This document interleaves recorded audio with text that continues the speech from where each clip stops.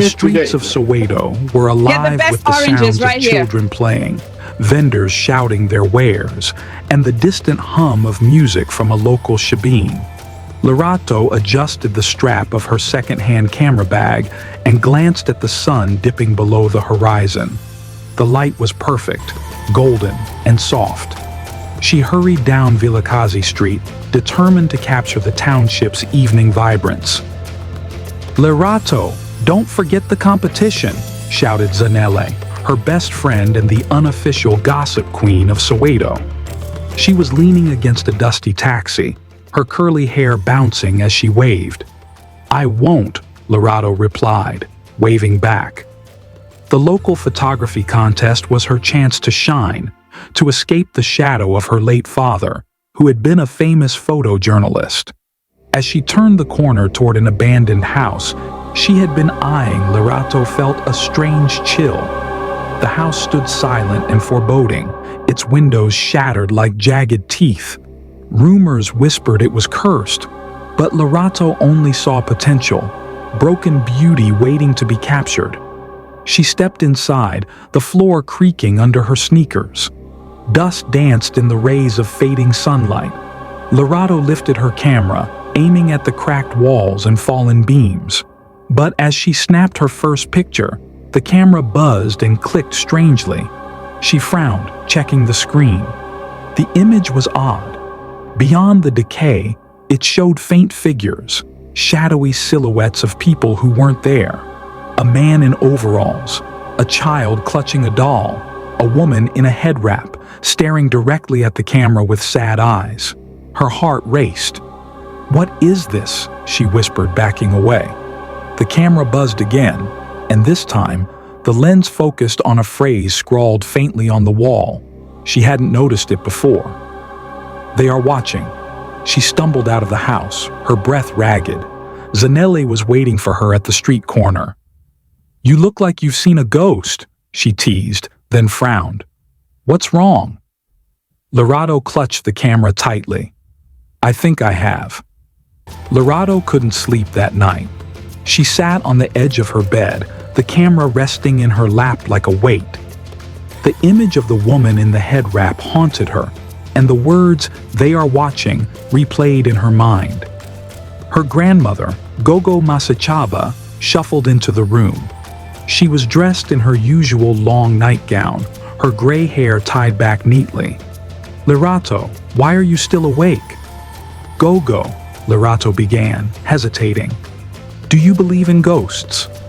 The old woman's eyes narrowed, her lips pressing into a thin line. "Why do you ask me such things?" "I took a picture today. It showed people who weren't there." She handed the camera to Gogo, who stared at it as though it might explode. After a long silence, Gogo sighed and handed the camera back. "The past is never truly gone, Lerato. Sometimes it lingers where it doesn't belong." "But who are they?" Lerato asked, her voice trembling. Gogo stood, leaning on her cane. "If you want answers, child, you must be careful. Some truths are dangerous." The next morning, Lerato woke with a renewed determination. She decided to return to the abandoned house and take more pictures, hoping to uncover the identities of the shadowy figures. As she stepped outside, Zanele was waiting for her. "You're not going back to that creepy house, are you?" "I have to," Lerato said firmly. "Well, I'm coming with you," Zanele declared, folding her arms. They arrived at the house just as the sun rose. Inside, the air was heavy with silence, broken only by their footsteps. Lerato raised her camera and began snapping photos again. Each click revealed more figures.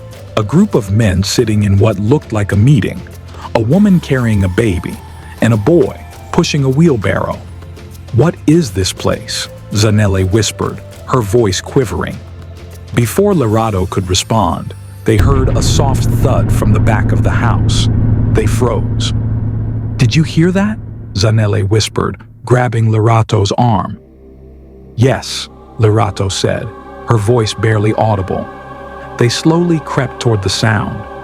In a small, dark room, they found a stack of old newspapers and faded photographs scattered across the floor. Lerato picked up one of the photographs. It was a black and white image of the same woman in the head wrap. Zanele gasped. "That's her, the woman from your photo." Lerato turned the photograph over. On the back was written, Mamokete, 1976. "The Soweto uprising," Lerato whispered. A chill ran down her spine as she realized the ghosts in her photos were tied to one of the darkest moments in South Africa's history. Suddenly, the camera buzzed again, and words appeared on its screen. "Find the truth. Free us." Lerato and Zanele stared at the camera in stunned silence. The words on the screen sent a chill down their spines. "Free us?" Zanele whispered, her voice barely audible. "Lerato, this is too much. We need to leave." But Lerato couldn't tear her eyes away from the photograph in her hand.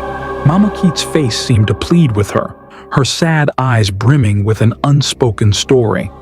Lerato clenched the photo tightly. "I can't just walk away, Zanele. What if these ghosts need help? What if they're stuck here because of something they can't fix on their own?" Zanele groaned, pacing nervously. "You've watched too many horror movies. This is real life, Lerato, and real life has consequences." Ignoring her, Lerato began rummaging through the scattered newspapers. Most of them were yellowed and brittle, but one headline jumped out at her: "Police clash with students. Violence erupts in Soweto." The date was June 16th, 1976. Lerato's heart sank. She knew the history of that day, the Soweto uprising, when students protested against Apartheid's unjust education system. It was a day of courage and tragedy, marked by the deaths of many young people. "Do you think these ghosts are from the uprising?" Zanele asked, finally peeking over Lerato's shoulder. "It has to be," Lerato replied. "Look at this."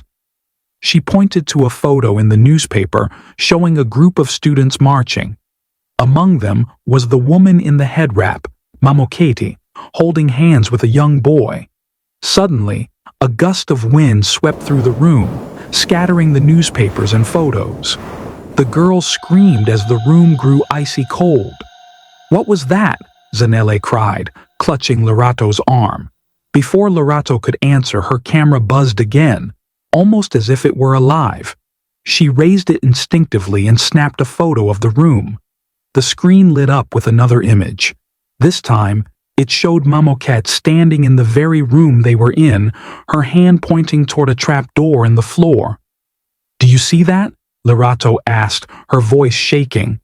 Zanele nodded, her face pale. "Nope, I'm officially done. Let's go." But Lerato moved toward the trapdoor, her curiosity overpowering her fear. She knelt and pulled at the rusted handle. With a loud creak, the door opened to reveal a dark, narrow staircase leading underground. "Lerato, please don't," Zanele begged. "I have to," Lerato replied, her voice steady despite her racing heart. "If Mamokete is pointing here, it must mean something." Reluctantly, Zanele followed her down the stairs. The air grew colder with each step, and the faint sound of whispers surrounded them. At the bottom, they found a small underground room filled with dusty boxes and old belongings. Lerato picked up a leather-bound journal lying on top of one of the boxes. The name Mamokete Malongo was etched on the cover. "This must be hers," Lerato whispered, opening the journal. The pages were filled with handwritten notes, sketches, and accounts of the events leading up to the uprising. One passage caught Lerato's attention. "They came for us in the night. They said we were traitors. We fought back, but many of us didn't make it. I pray someone remembers us, that someone will tell our story." Tears welled up in Lerato's eyes. She turned to Zanele. "This is it. This is why the ghosts are still here. Their story isn't finished." Before Zanele could respond, the whispers grew louder, and a figure began to materialize in the room. It was Mamokete, Her translucent form glowed faintly as she looked at Lerato with sorrowful eyes. "Help us," she said, her voice echoing like a breeze through the room. Lerato froze, the journal trembling in her hands. Mamoketa's ghostly figure hovered before them, her presence both haunting and heartbreakingly sad. Zanele clung to Lerato's arm, her voice barely a whisper. "Lerato, let's go. Please." But Lerato took a step forward. "Mamoket," she said, her voice steady but filled with emotion. "How can I help you?" The ghost looked down at the journal in Lerato's hands and pointed to it. Her lips moved, forming words without sound. The room filled with the faint echo of her plea. "Tell the world. Tell the truth." Lerato nodded, clutching the journal tightly. "I will." "I promise." Mamokete's form flickered, and her eyes glistened with what looked like tears. Then she slowly dissipated into the cold air, leaving behind a profound silence. "Lerato, this is insane," Zanile hissed, her voice shaking. "We're talking to ghosts now? What if something worse shows up next time?" Lerato turned to her friend, her eyes determined. "Zanile, these people died fighting for justice. They were silenced, forgotten. This journal, it's their story. I have to share it. If I don't, who will?" Reluctantly, Zanele sighed. "Fine, but I'm not doing this alone. If you're sticking your nose in ghost business, I'm coming with you. Just let's be careful, okay?" The two girls climbed back up the stairs and left the house. As they walked through the streets of Soweto, the morning sun shone brightly, but Lerato couldn't shake the weight of what she had experienced. That evening, Lerato sat at her desk, poring over Mamokete's journal. Each page revealed heart-wrenching accounts of students organizing secret meetings, their dreams for a better future, and the brutal crackdown by police. One entry stood out. "We buried the truth where they will never find it. But even buried, it burns. Someone will uncover it one day, and when they do, the world will finally know what we suffered." Lerato's heart raced as she realized there might be more hidden in the abandoned house.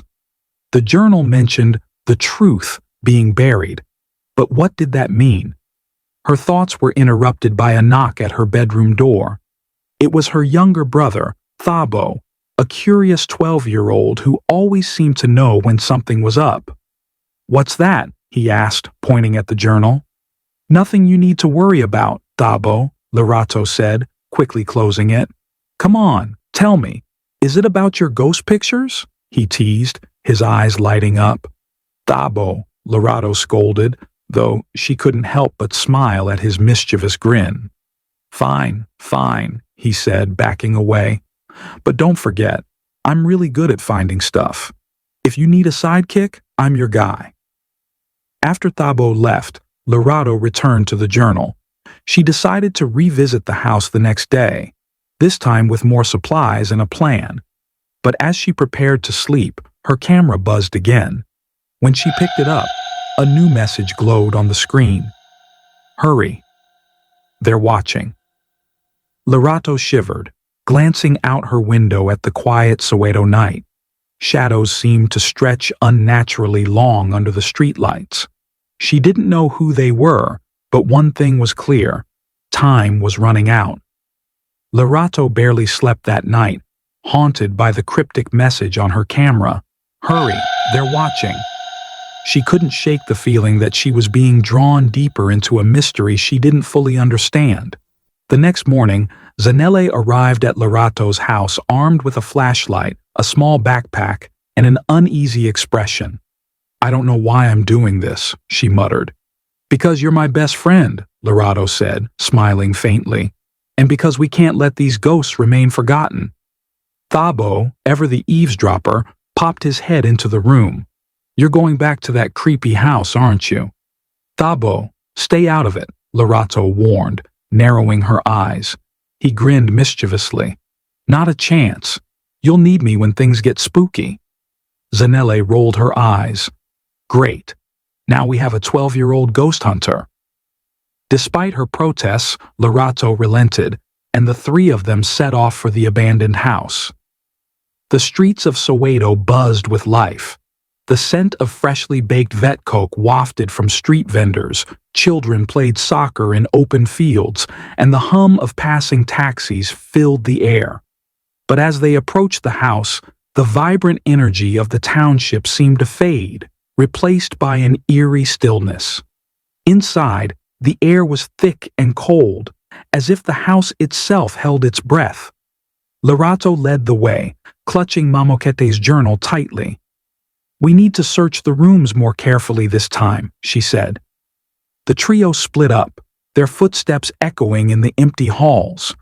Lerato returned to the underground room, flipping through the journal for clues. One entry mentioned, "A place of reflection where the truth lies buried." "Place of reflection," she murmured. Her eyes scanned the room until they landed on an old, dust-covered mirror leaning against the wall. She moved closer, running her fingers along its cracked surface. "Find anything?" Zanele called from the doorway. "Maybe," Lerato replied, pointing to the mirror. "The journal says the truth is buried in a place of reflection. What if it's behind this?" With Thabo's help, they pushed the heavy mirror aside, revealing a hidden compartment in the wall. Inside was a small locked box. "Whoa!" Thabo breathed, his eyes wide. Lerato carefully pulled the box out and placed it on the floor. It was made of dark wood, with intricate carvings of doves and clenched fists. The carvings seemed to tell a story of struggle and resilience. "How do we open it?" Zanele asked, kneeling beside her. As if in response, Lerato's camera buzzed again. She raised it, snapping a photo of the box. The image revealed faint writing etched into the wood that wasn't visible to the naked eye. "Freedom lies within the brave." "What does that mean?" Thabo asked. "I think it's a clue," Lerato said, her heart pounding. "But we need a key or something." Before they could speculate further, a sudden noise upstairs made them all jump, a loud creak, followed by heavy footsteps. "Someone's here," Zanele whispered, her face pale. Lerato motioned for them to stay quiet. They listened as the footsteps grew louder, descending the stairs toward them. The shadows stretched unnaturally long on the walls, and an icy chill filled the air. A figure emerged. A tall man in a worn police uniform, his face shrouded in darkness. His presence felt oppressive, and the room seemed to tremble around him. "Leave," he commanded in a deep, menacing voice. The trio froze, paralyzed by fear. "No," Lerato said, summoning all her courage. "We won't leave, not until we uncover the truth."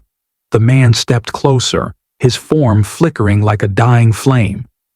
"The truth is dangerous. It destroyed us, and it will destroy you."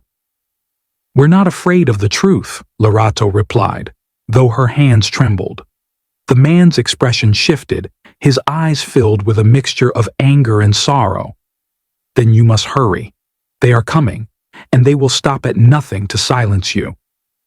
Before Lerato could ask who they were, the man vanished, leaving behind only the faint sound of marching footsteps echoing through the house. The room fell into an eerie silence after the man's warning. Zanele grabbed Lerato's arm. "Lerato, this is too much. First ghosts, now some invisible they. What if he's right? What if we're in over our heads?"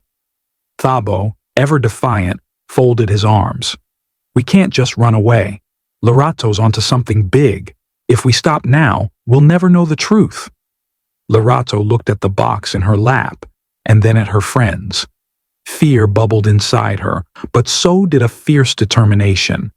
"We can't stop. This is bigger than us, bigger than anything we've ever known. If Mama Cat and the others sacrificed their lives for this, we owe it to them to see it through." Zanele sighed heavily but nodded. "Fine. But I swear, if another ghost pops up, I'm out of here." "Deal," Lerato said with a faint smile. Thabo leaned in closer to the box. So, how do we open it? We don't have a key. Lerato ran her fingers over the etched words again.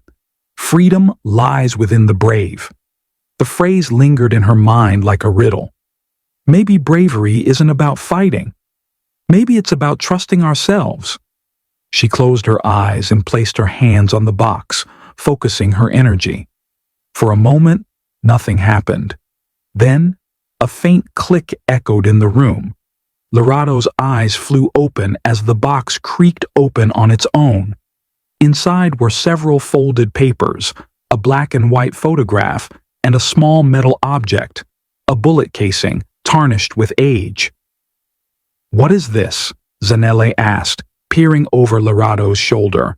Lerato carefully unfolded the papers. The first was a handwritten letter.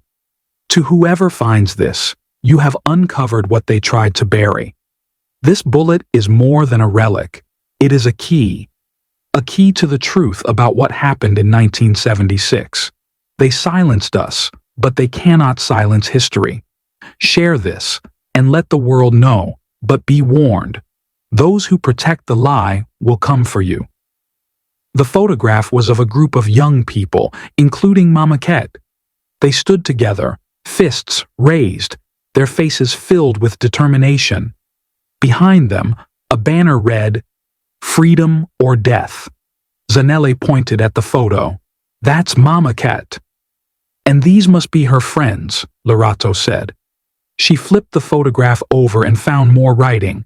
"Taken on the eve of the march. We will fight until the end." Thabo held up the bullet casing, his brow furrowed.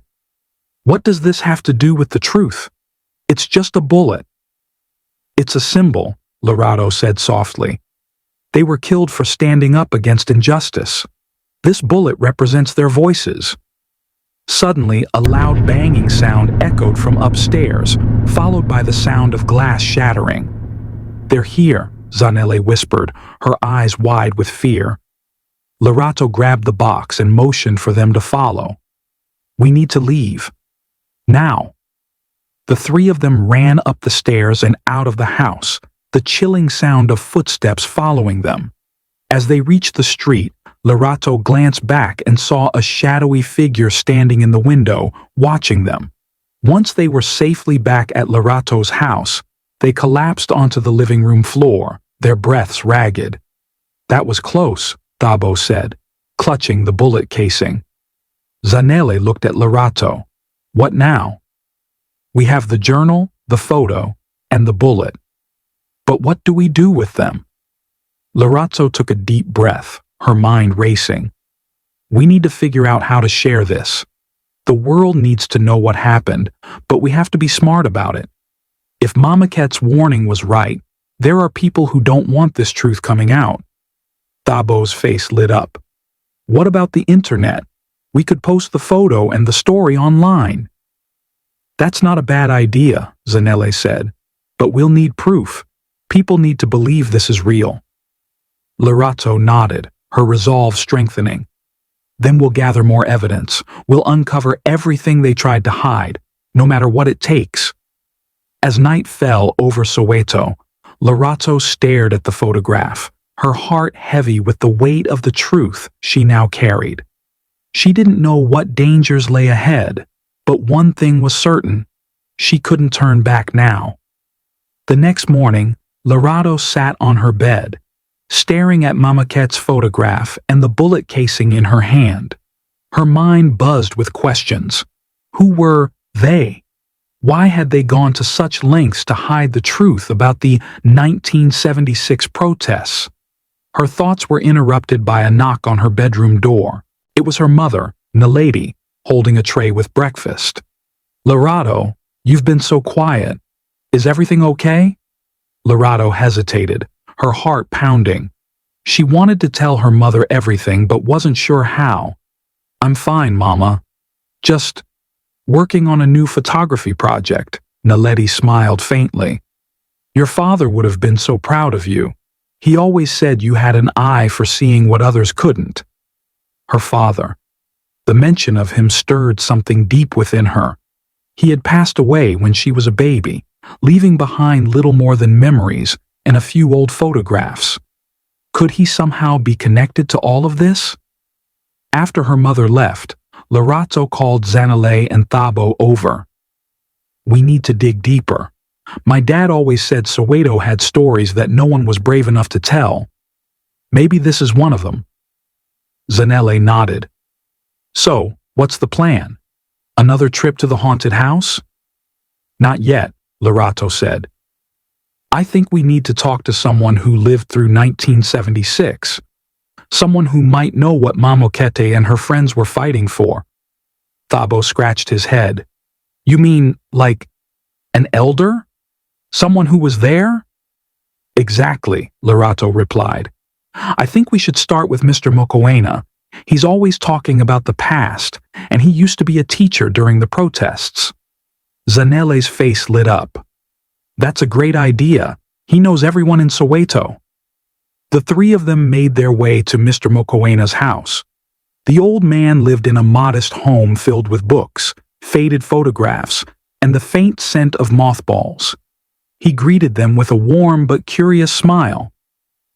"Lerato, Zanele, Thabo, what brings you here today?" Lerato stepped forward, holding the photograph of Mamokete and her friends.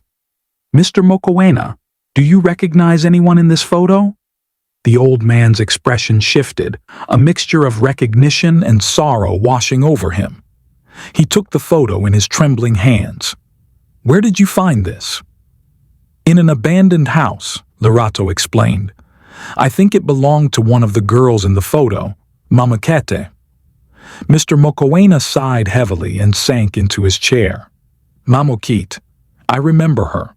She was one of my brightest students, full of fire and determination." "What happened to her?" Zanele asked gently. He hesitated, his eyes clouded with painful memories. Mamokete and her friends were part of a group called the Freedom Fighters. They were students who organized protests against the Apartheid government's policies, especially the one forcing schools to teach in Afrikaans. But their fight came at a cost. "What cost?" Lerato pressed. "The cost of their lives," Mr. Mokoena said gravely. During the protests, police opened fire on unarmed students. Many were killed, and those who survived were either arrested or forced into hiding. Mamokete was one of them. She disappeared shortly after the protests, and no one ever saw her again. Lerato felt a lump form in her throat. But why would someone want to hide this history? Why hasn't her story been told? "Because the truth is dangerous," Mr. Mokoena replied. "There are powerful people who benefited from apartheid, even after it ended. They don't want their crimes exposed." Thabo held up the bullet casing. "What about this? Does it mean anything?" Mr. Mokoena's eyes widened. That's from the police rifles used during the protests. It's a reminder of the brutality we faced." Lerato clenched her fists. "We need to tell Mamokete's story. People need to know what happened." Mr. Mokoena placed a hand on her shoulder. "Be careful, Lerato. The truth is a heavy burden. Once you uncover it, you can't go back." As they left his house, Lerato felt a renewed sense of purpose. Mamokete and her friends had fought for freedom, and their voices deserved to be heard. But deep down, she couldn't shake the feeling that someone, or something, was watching them. That evening, Lerato couldn't sleep. The weight of what Mr. Mokoena had shared pressed down on her like a heavy blanket. She sat by her desk, staring at the photo of Mamokete and her friends. Their determined faces seemed to call out to her, urging her to continue. Just as her eyelids began to droop, a strange sound jolted her awake. It was faint at first, like distant whispers. Slowly, the whispers grew louder, merging into a chorus of voices chanting in unison. Lerato's heart raced. She grabbed her camera and crept toward her window. Outside, the streets of Soweto lay quiet, bathed in the pale glow of the moon. But as she scanned her yard, her breath caught in her throat. There, In the center of her garden stood Mamokete. Lerato blinked, her mind refusing to believe what her eyes saw. The figure was transparent, her outline shimmering like a mirage. She wore the same school uniform as in the photograph, her fist raised in silent protest.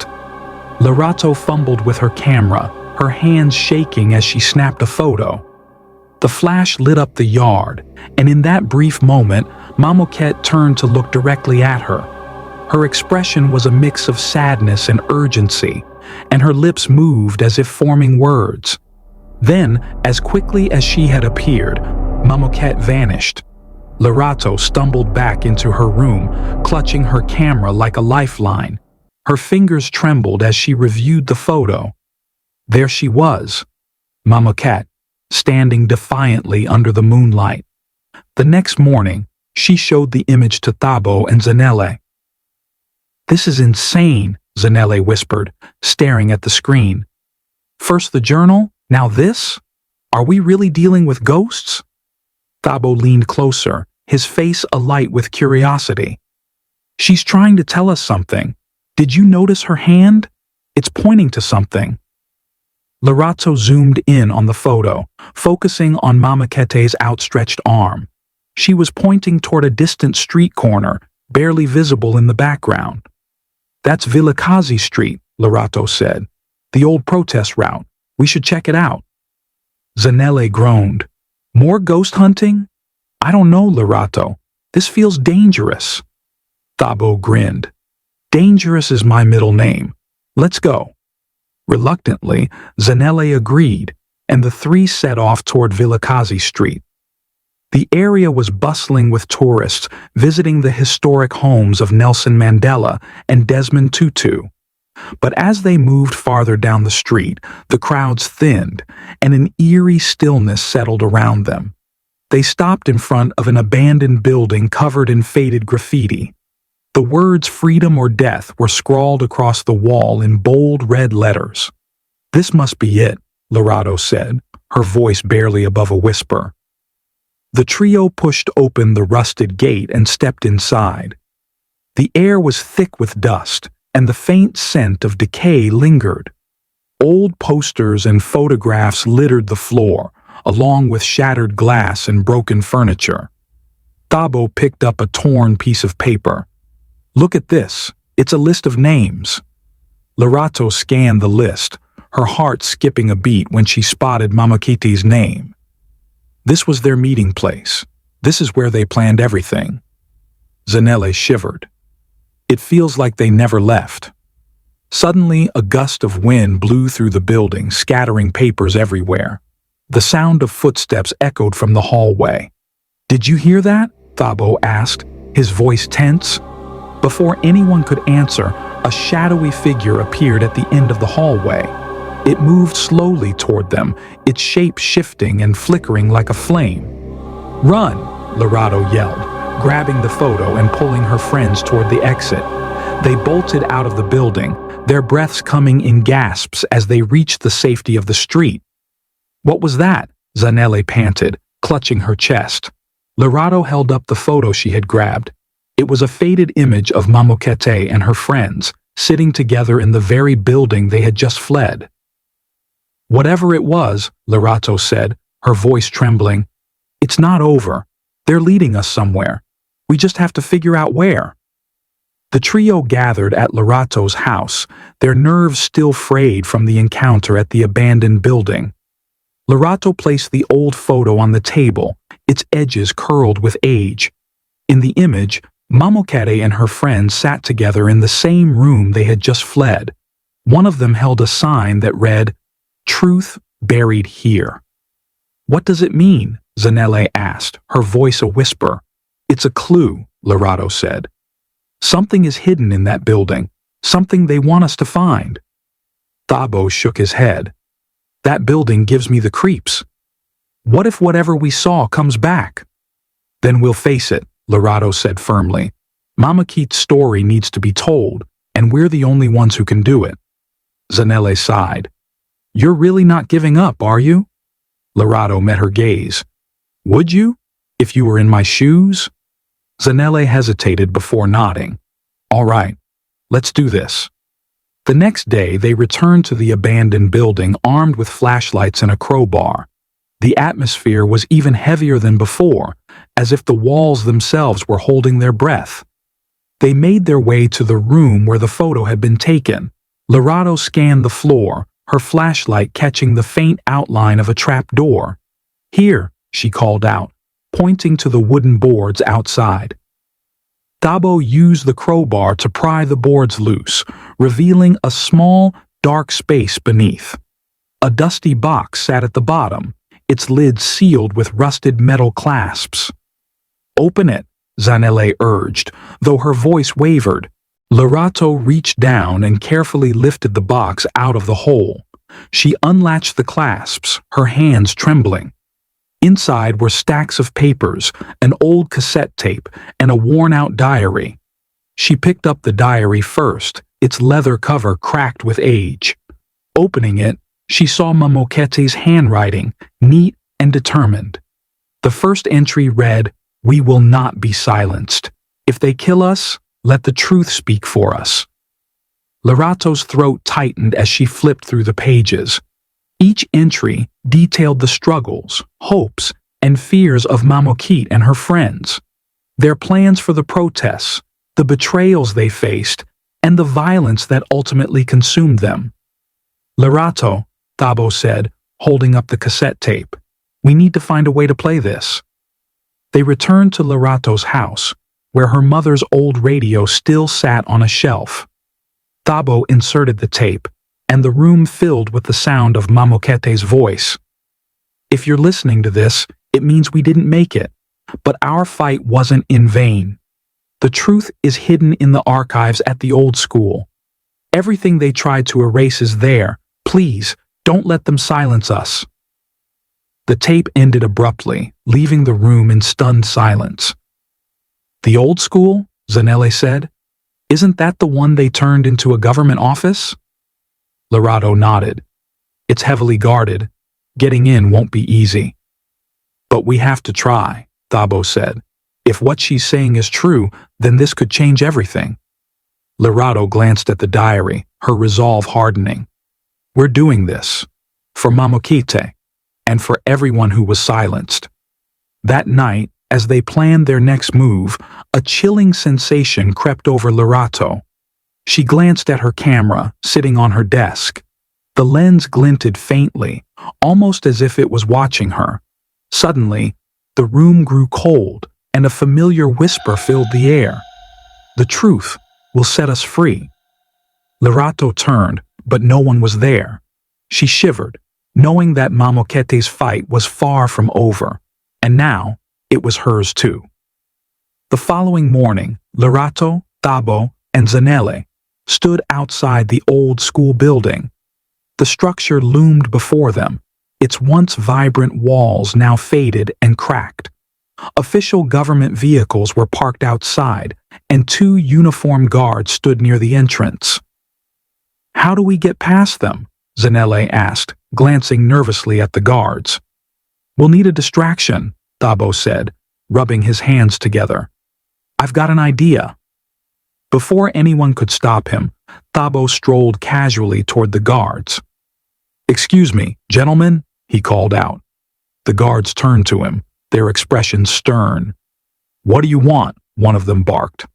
"I'm selling raffle tickets for my soccer team," Thabo lied smoothly, pulling a crumpled piece of paper from his pocket. "It's for a good cause. Only 5 rand a ticket." Lerato and Zanele exchanged nervous glances before slipping around the corner of the building. "Thabo better keep them distracted," Zanele muttered. Lerato pointed to an open window on the second floor. "That's our way in. Let's move." With Zanele's help, Lerato climbed onto the lower ledge and hoisted herself through the window. She reached down to pull Zanele up, and the two of them landed in what appeared to be an old classroom. Dust motes floated in the air, and broken desks were piled in a corner. "Where do we start?" Zanele asked. "Archives are usually in the basement," Lerato said.